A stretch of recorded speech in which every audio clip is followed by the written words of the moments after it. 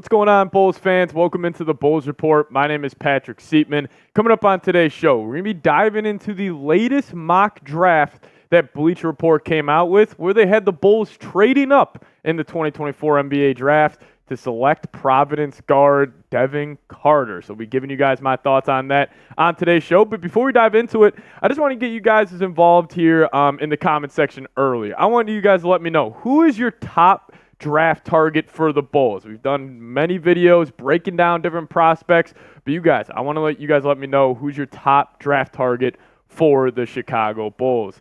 All right, let's dive into the mock draft. So it did have the Bulls trading up from pick 11 to pick 9. Now, the San Antonio Spurs, they traded back from pick 8 to pick 9, so it's actually a double trade back for San Antonio. And then the Bulls, looks like they wanted to capitalize and draft Devin Carter at pick number 9. But yes, they did give up pick 11 and then a future first-round pick that is lottery protected that they got from the Portland Trail Blazers. So round 1, pick number 9, the Bulls select Providence guard Devin Carter, who I am an absolute fan of his game. I love the energy. I love the tenacity he plays with. He plays 110% every single time he steps on that hardwood. And even Kevin O'Connor, I thought he wrote up a great article just describing how he would possibly fit with the Chicago Bulls. He says, league sources say that Devin Carter has received a promise somewhere in the lottery. Could that team be the Bulls? Carter would be a great fit next to Coby White as a lockdown defender who can thrive with or without the ball on offense. Plus, DeMar DeRozan could leave in free agency, where he would fit with the Clippers if Paul George were to sign elsewhere. So that be an immediate minutes void that Carter could fill. Now, originally on the program, I said I wouldn't really look at Devin Carter as a draft target for Chicago. But after the Caruso trade, I'm absolutely all in on Devin Carter. I love the way he plays basketball. You know, just typically, I think we've seen Big East programs have just produced winning players to the NBA over the last 5 to 10 years. And I think Devin Carter fits that bill. He will always make the winning play, and he always plays 110%, and he just plays like this Josh Hart type of feel to his game where it is just contagious out there on the basketball court. He is always showing his emotions, and, you know, he has truly turned into one of my favorite draft prospects that I've, looked at here in a while. And this past year at Providence, his production was huge. For the Friars this past season, they did lose their best player heading into the year. Hopkins was originally supposed to be the best player for the Friars, but then Devin Carter had to step up, have a bigger role. His usage went through the roof. His shots per game went through the roof, and he had a fantastic year. In 35 minutes a game, almost averaging 20 a night. 8.7 rebounds for a guard is ridiculous in college basketball. Has some playmaking ability at 3.5 assists per game. And then the efficiency, it's up there. 47.3 from the field and 37.3 from downtown. And he's also a freak athlete. Like, he comes in at 6'2". He's got a really solid base to him at 193 pounds, which I think helps him, obviously, when he's guarding on the perimeter. When these guards are trying to turn the corner on him, his chest will just get in their way, and just he'll be able to have a lower center of gravity because of that. But he is on the older side. He is 22.2 years of age as it stands right now, so he is an older prospect. He wouldn't really be a developmental pick. This would be a guy you would want to step in and contribute big-time minutes right away, but he's got a sneaky long wingspan, 6'8" on the 6'2" height. It's just what you want to see from a prospect. Now, more on scouting Devin Carter here. I'm going to call him the Energizer Bunny because, like I said at the top of today's show, it is contagious the way he plays basketball. Like, you feel him on the basketball court, diving for loose balls, all those cliches you hear about the hustle plays. He does that. And something I love about him, top of the break threes. Watch his highlights for the Friars this past season. He hits those, probably it felt like 2 a game. He's hitting the top of the break 3, which, as we know in the NBA nowadays, are key. A lot of these offenses, they're hunting out those types of jump shots, and he knocks them down. And he's also got range on his three-pointer, which, the three-pointer goes back at the next level, and he made 18 threes this past season on 25-plus feet. I said it. I love his strength. I love his chest. He's got a really low center of gravity. I think it just helps those guys especially defending at the next level with how athletic these guards are, like them just trying to turn that corner. If you just have that extra 5-10 pounds on you, you could just withstand some of those hits. Then also spot up possessions. He ranked in the 84th percentile in all of college hoops last season, averaging 1.06 points per possession on spot ups, which is great. And especially with what his role would be in the NBA, most of it's going to come up in spot up opportunities. So, he excels at that. But you guys let me know, who is your pro comp for Devin Carter? Just gave you a bunch of information about him. Hopefully you have a good feel, for his game. So you guys give me a pro comp down in the comments section.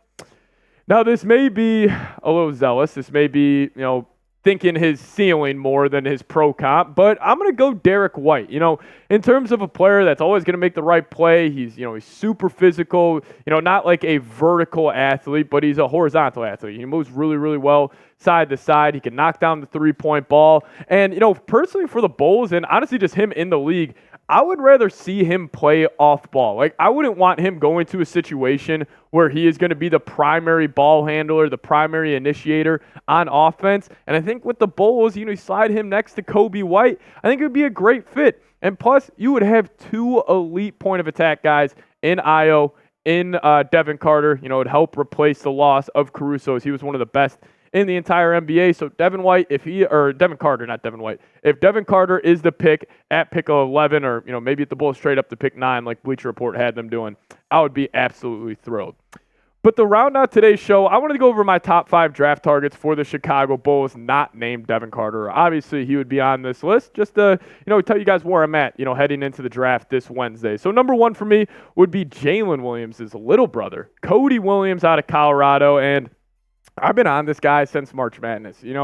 I forget what game it was during the tournament. It might have been Purdue, but just watching him play, man, he just plays, 110% effort every single time. And I've really started to become a big fan of him. But, my scouting report on him, he is 19 years old, comes in at 6'8", 190 pounds. And my pro comp for him is Jaden McDaniels. Again, that's more of a ceiling pro comp of what I hope he could turn out to be. But, super lanky, super skinny as well, as he only 190 pounds. But he has the ability to be an elite defender. And he gets after it defensively. He imposes his will on these offensive players. And that's why I got it listed as one of his strengths, defense. But also transition finishing for him.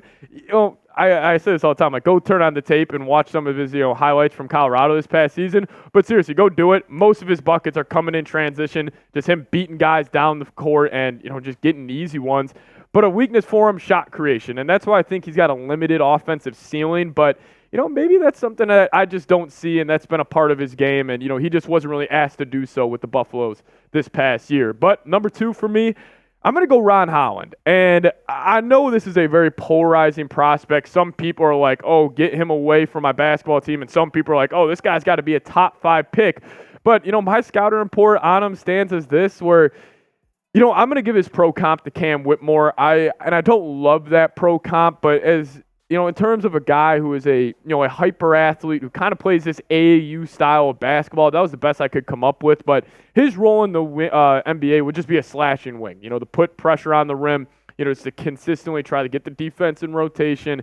I think that could be, what he excels at. But again, my concern for him would just be his offensive ceiling. And, he was terrible shooting the ball this past season for the G League Ignite, shot around 26% from downtown. And I don't have the stat off the top of my head, but it was something about him having bad misses where he airballed a good amount of his three-pointers this past season. He's got a little hitch in his jump shot that I don't like, but he is a freak athlete. He's got good size to him, and I think he would be the pick where it's the biggest boom or bust selection for the Chicago Bulls. But he would be a guy, you're going to have to be patient with him. He is only 18.8 years of age. So, I would like Ron Holland, but, obviously, Bulls would have to, develop him well for him to work out in the league. Now, coming up number 3 on my list is Matas Buzelis, and you would have to trade up for him. No doubt about it. But we did get reports that the Bulls were at his private workout when he was working out at the Lakers facility. So, maybe the Chicago Bulls could take a chance on the hometown kid. But my pro comp for him, I had Franz Wagner. And again, this is a ceiling pro comp. But when I watch their game, they're very similar. Just their movements, are very alike. And, his biggest pro for me is his athleticism. I was watching a couple of his games from this past G League season, and he put a dude on a poster, felt like almost every single night. But a con for him, he's got a slim frame, super skinny guy, but he's kind of got this Christmas tree build where his shoulders come out and he's got a really narrow torso. So I think he's going to be able to put on weight very easily. And the thing I love the most, he plays at his own pace. The G League, it is an AAU style of basketball. It's up and down the floor. But when he got the ball, he was very calm. He was in control. And I think that just, speaks to the confidence he has in his own basketball game.